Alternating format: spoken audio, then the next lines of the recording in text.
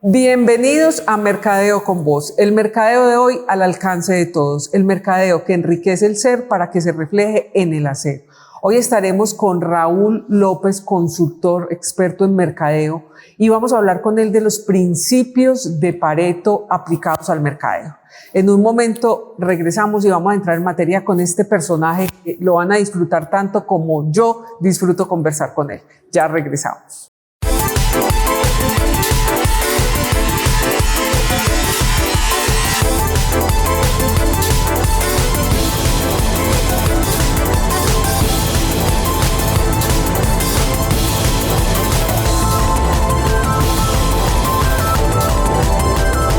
Como les dije, estamos acá en este programa con Raúl López y yo bañada en agua rosada de la felicidad que me produce estar con este personaje, que me encanta esa forma de ver el mercadeo y de cómo con esas historias que tiene tan fascinantes y en sus libros que me fascinan, llegar a contar y a concientizarlo a uno en esa gestión de mercadeo.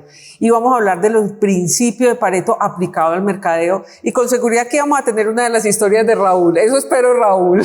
Espero que así sea. Espero que así sea. Bienvenido, Raúl, y mil gracias por acompañarnos. Encantado, Marisa, de estar nuevamente en tu programa. Es un honor.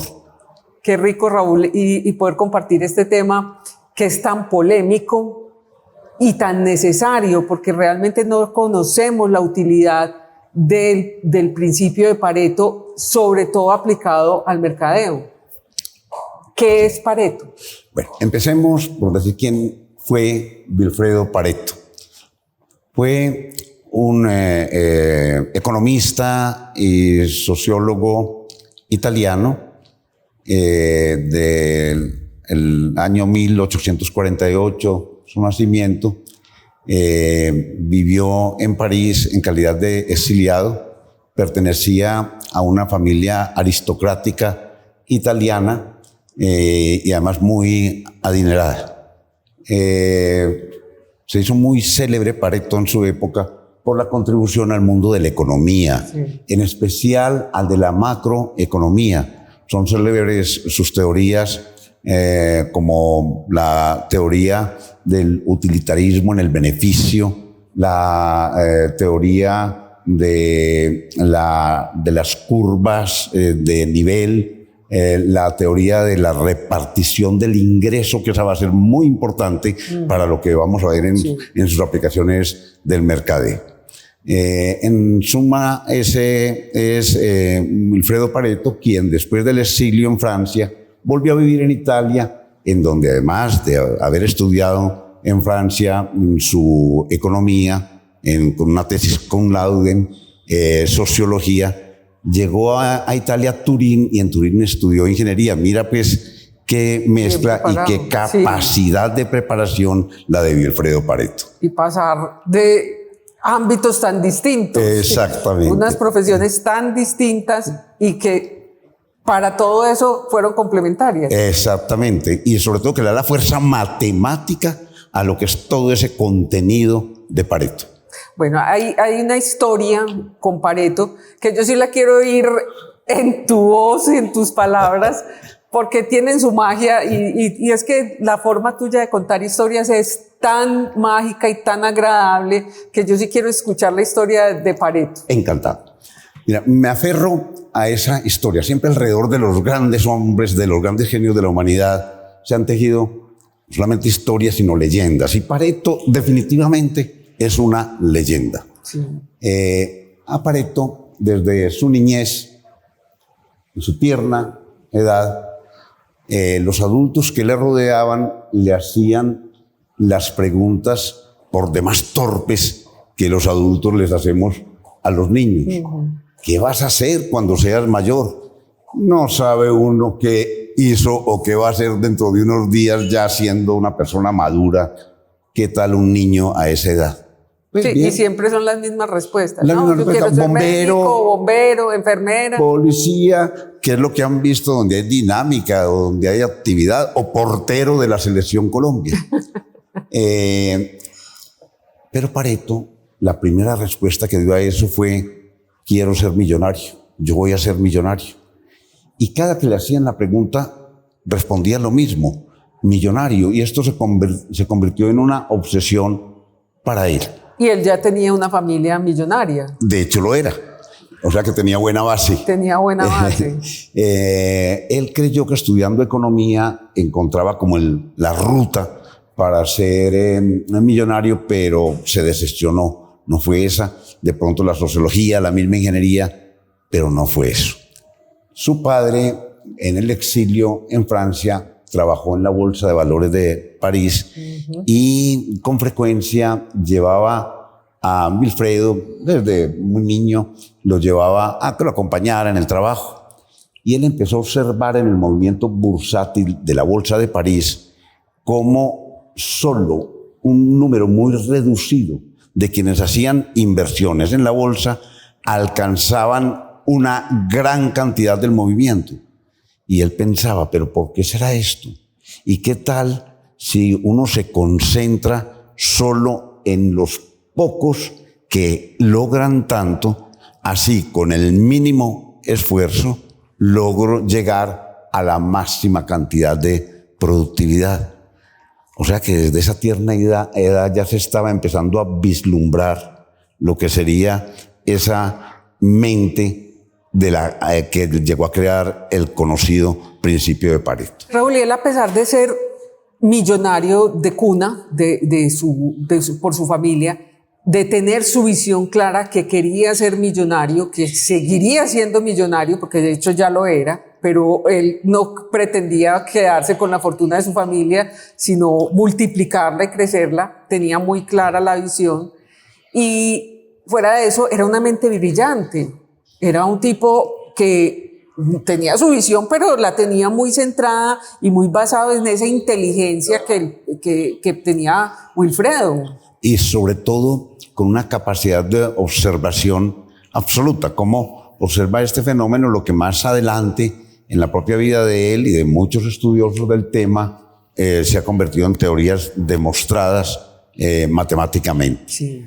Él entonces resolvió, cuando regresaron a Italia, a Turín, y después de haber terminado su ingeniería, encontró un puesto de trabajo en los ferrocarriles, en el campo ferroviario, y ahí empezó a hacer algunas aplicaciones de su observación de lo que había visto en la bolsa. Sí. Y es lo que significa una silla vacía viajando en el tren. Entonces, la silla que va ocupada, esta silla en este momento está produciendo, pero aquella silla vacía no está produciendo, y era cómo hacerla producir. Cómo hacerla rentable. De pronto una promoción, de pronto un estímulo a la demanda para que esa silla fuera ocupada de alguna forma. De todas maneras, el tren tenía que hacer el mismo recorrido llevando un pasajero que pagó que esa silla vacía. Iba igual. Él aplicó mucho eso, hizo muy rentable la operación ferroviaria de Italia. Pero el destino lo llevó finalmente a trabajar en la Bolsa de Valores de Roma y aplicó lo que había visto cuando acompañaba a su padre.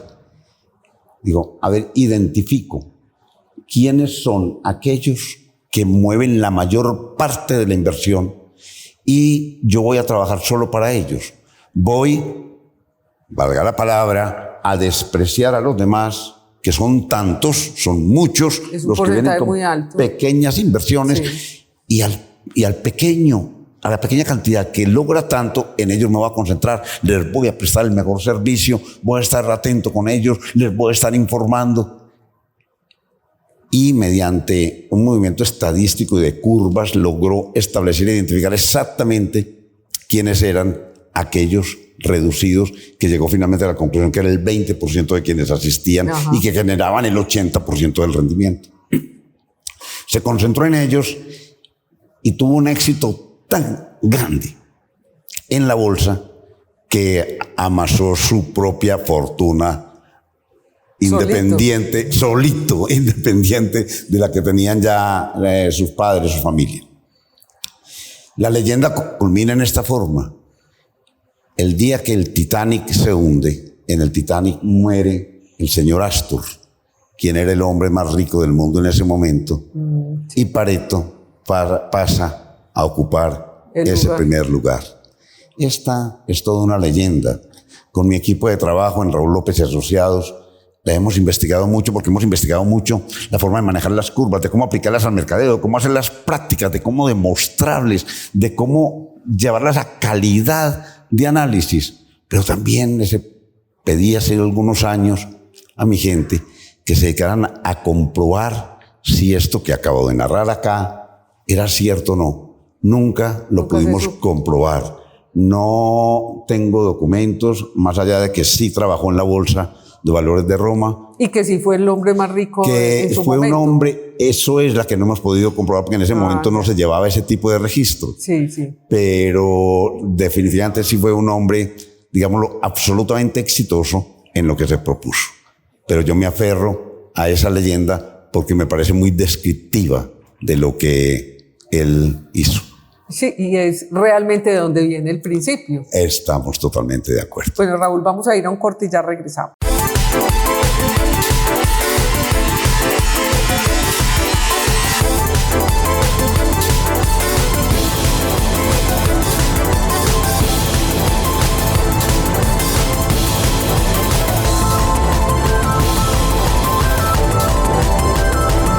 Raúl, continuando con este tema de Pareto, hay un punto que me genera una inquietud y quiero preguntar qué es la visual de los guisantes.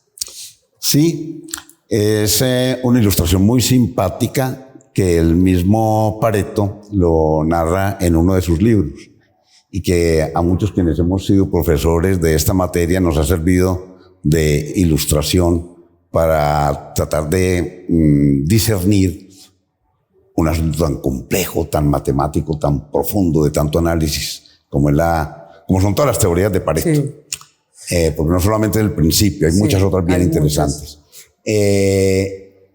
Cuenta él en su libro que siendo muy niño, la mamá tenía un cultivo de guisantes, de arvejas, y que obligaba a los niños, a sus hijos, a que desgranaran los guisantes y les exigía que llenaran un pote determinado.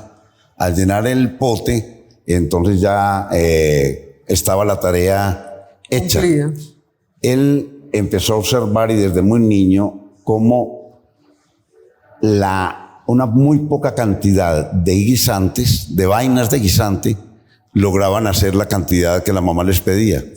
Y entonces empezó a observar los cuales eran y determinó con observación que eran aquellos guisantes que terminaban en una punta redondeada y filuda. Entonces él, cuando les entregaban todo el bulto de guisantes a todos sus hermanitos, él lo primero que hacía era escoger los guisantes. Los demás cogían en cualquier forma, sí. Y él escogía los que ya había observado que podía escoger. Escogía muy pocos, pero con esos desgranaba y llenaba su pote. Su pote, y entonces quedaba su tarea hecha. En muy poco tiempo los hermanos se aterraban, pero nunca lograron descubrir el secreto.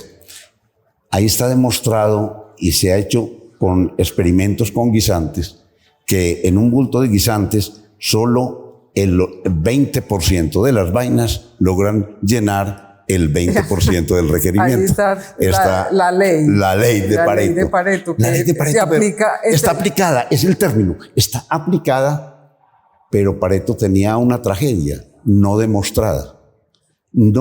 Pareto, siendo ingeniero, no logró demostrar nunca matemáticamente su principio. Lo aplicó con éxito, lo aplicó en los ferrocarriles, lo aplicó en la bolsa, lo aplicó en su vida, se hizo millonario, logró sus objetivos, lo aplicó con la tarea de los guisantes, pero nunca lo pudo demostrar y sus contemporáneos siempre lo juzgaron como un charlatán.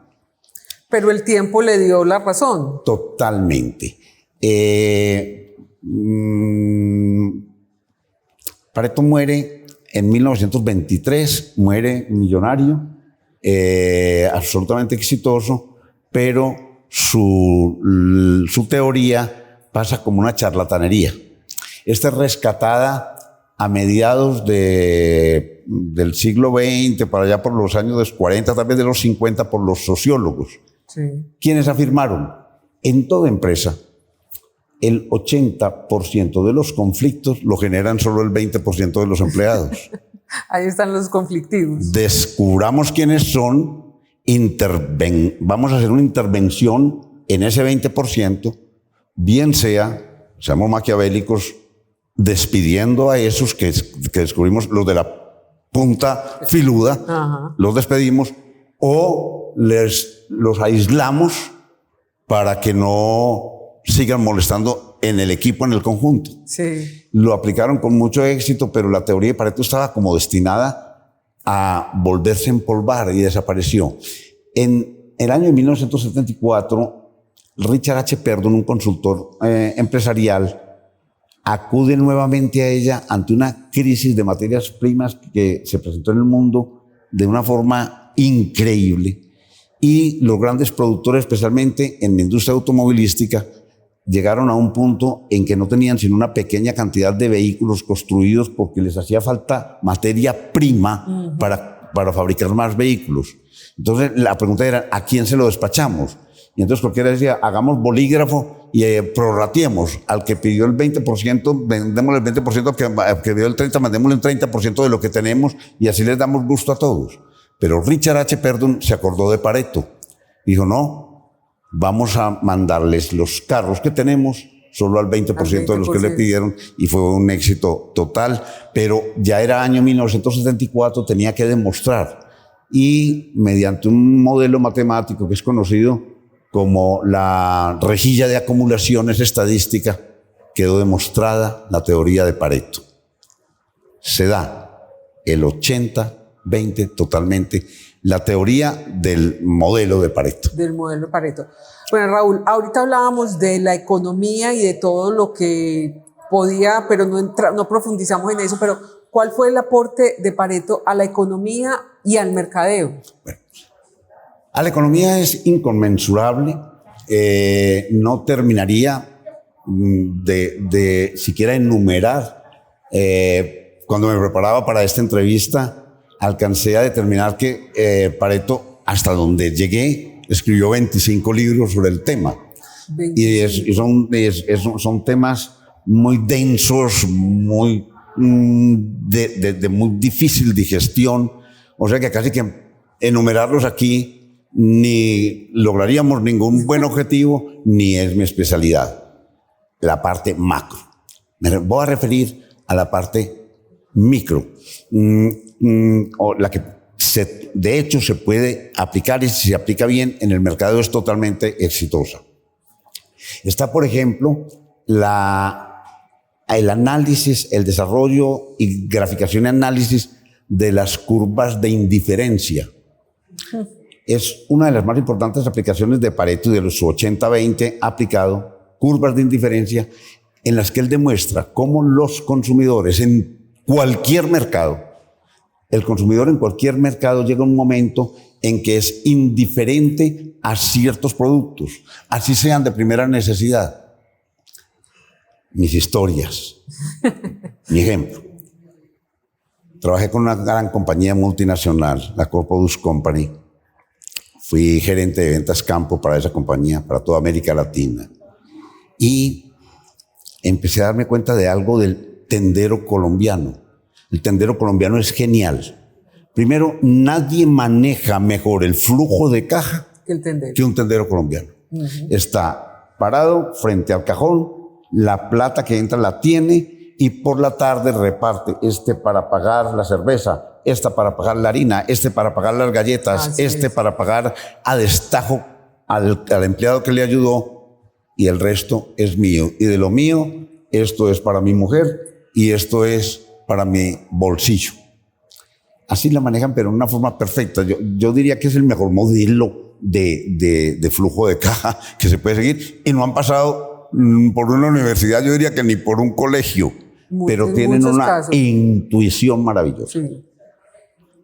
Esa teoría de la indiferencia la manejan perfectamente bien, y empecé a descubrir, como en la compañía que yo trabajaba, que era de alimentos, vendíamos fruco, maicena del maíz, Nor, Sazones, productores, las 100 empresas más grandes del mundo hoy en día, los productos nuestros, los tenderos no los compraban los viernes. Y los vendedores nuestros perdían el tiempo yendo los viernes o vendían muy poco, porque el tendero el viernes hacía una proyección de indiferencia. La indiferencia que tenían sus clientes la hacía a su compra. A su compra. Y entonces no compraba ni sal, ni harina, ni arroz, ni primera necesidad, sino que compraba únicamente y todo su flujo de caja se iba a cerveza y aguardiente, porque por la noche en la tienda ponía unas sillitas al frente y entonces eso hacía era lo que iba a vender. Una productividad de fin de semana extraordinaria. Total. Si, te digo Marisa, si las empresas aplicaran bien lo que es el análisis y la graficación de las curvas de indiferencia, podrían establecer claramente en qué momentos, en qué épocas, en qué periodos podrían hacer verdaderas promociones que llenaran esa silla vacía realmente y que atendieran con un adecuado servicio a su cliente directo en una cadena de distribución. No se hace. Pareto ha sido criticado por su 80-20 porque muchos dicen, hombre, entonces si yo hago mi curva Pareto, al último cliente de la curva Pareto, nunca le vendería, lo desecharía y ese cliente puede crecer y el día de mañana convertirse en el más grande. ¿Verdad? Eso es cierto, esa afirmación, pero es sencillamente porque no se hace un análisis adecuado en la dirección que se debe hacer, en la dirección de calidad, y es tomando la curva de atrás hacia adelante para saber cómo se desplazan en el crecimiento. Más adelante quisiera mostrarles una gráfica donde podemos hacer más. Ahorita la vemos, Raúl, vamos a ir a un corte y ya regresamos porque esto está muy bueno.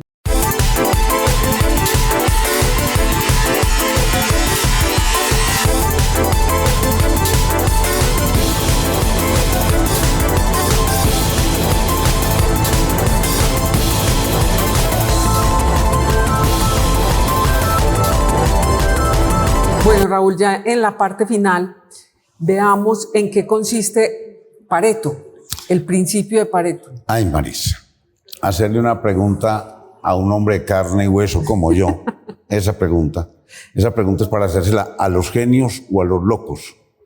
Gracias a Dios, Pareto pertenecía... Pero tú estás ahí en ese rango, genio. No, me quedo en carne y hueso. Genio y loco, ahí estás entre los dos sí estás. Pareto era un genio y a la vez un loco. ¿Cómo se le ocurre a alguien formular, sustentar toda una teoría en un postulado? Se le había ocurrido a Euclides, cuando Euclides dijo, desde un punto a una recta, solo se puede trazar una perpendicular y solo una. Eso no lo demuestra nadie. Eso no tiene demostración. Pero sin ese postulado de Euclides no existiría la geometría plana, no existiría la trigonometría, no existiría la arquitectura, no existiría el mundo moderno. Pero por allá otro loco, que ni siquiera conocemos el nombre, a lo mejor sería un marciano o alguien de otro planeta, que dice número pi, 3, 14, 16. Si no fuera por el 3, 14, 16 no existiría la rueda, no existiría absolutamente nada. El mundo como lo concebimos y como lo conocemos no existiría sin la circunferencia. Locos, número pi. Loco el postulado de Euclides, pero bendito existieron un postulado, 80-20, y se atreve a decir, para ya así dar respuesta a tu pregunta, desde la carne y el hueso, la teoría de Pareto consiste en lo siguiente: en todo evento, solo el 20% de los elementos que a él concurren produce el 80% de los resultados que en él se presentan. Esa traducida, digamos, al mundo de las ventas, pues que se lo enseñaron a uno muy básicamente cuando trabajaba en eso, el 80% de los ingresos corresponde al 20% de los clientes, más o menos así como traducido a... Totalmente, perfecta traducción. Entonces no quiere decir que el 20% de los, que el 80% de los clientes que no me están generando el 20%, yo los voy a desechar. Sencillamente, hay un área de concentración, lo vamos a ver ahora en una gráfica que quiero que mostremos, un área de concentración donde me voy a concentrar. Ahí están los clientes más importantes, los que tengo que fidelizar, los que no se pueden ir, los que tengo que administrar, a los que les tengo que hacer CRM, a los que les tengo que hacer un mercadeo completo. Una segunda área que puede ser el área de experimentación, un tratado diferente, una frecuencia de visita más prolongada para que haya menos inversión en la visita, medios diferentes, los medios digitales, los correos electrónicos, otro tipo de medio informativo generador de demanda. Y a los últimos sería el trato de la estrategia disruptiva, que de pronto elegiré no atenderlos directamente, pero se hacer que algunos de mis clientes actuales los atiendan.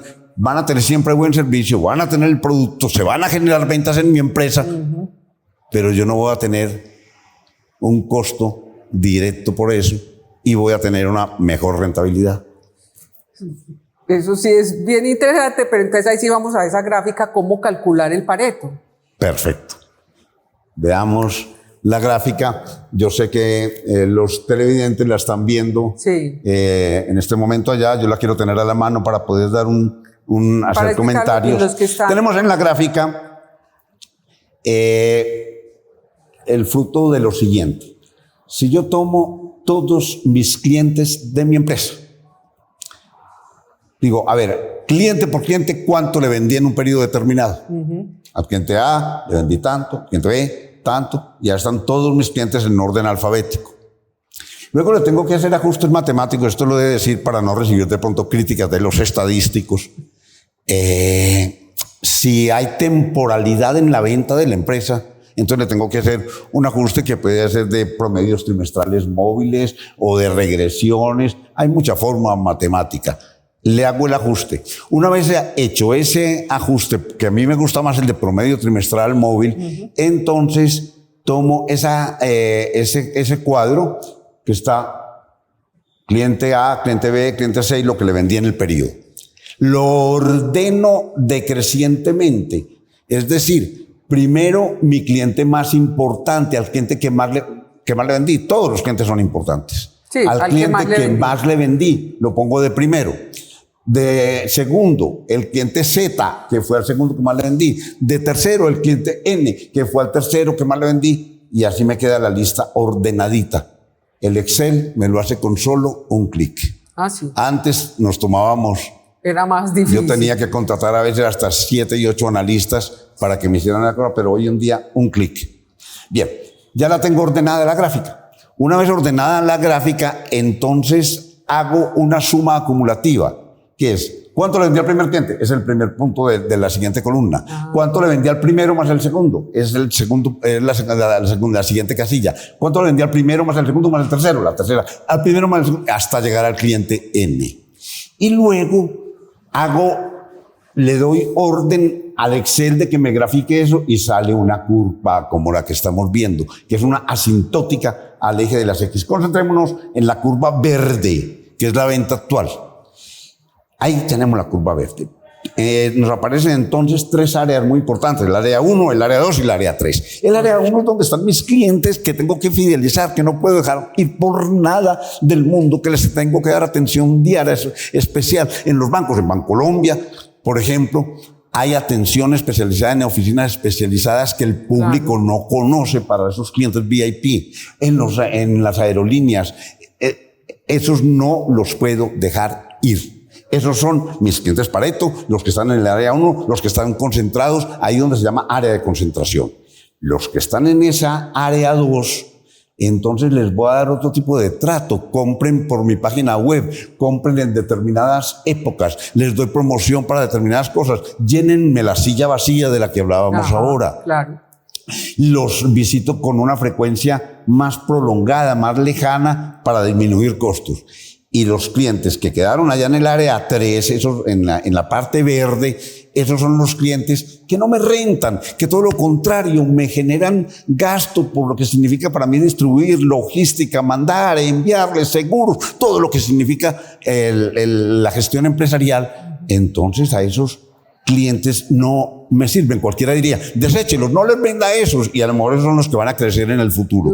Pero entonces yo puedo elegir un cliente de los que están, por ejemplo, en la segunda área. Verle el potencial.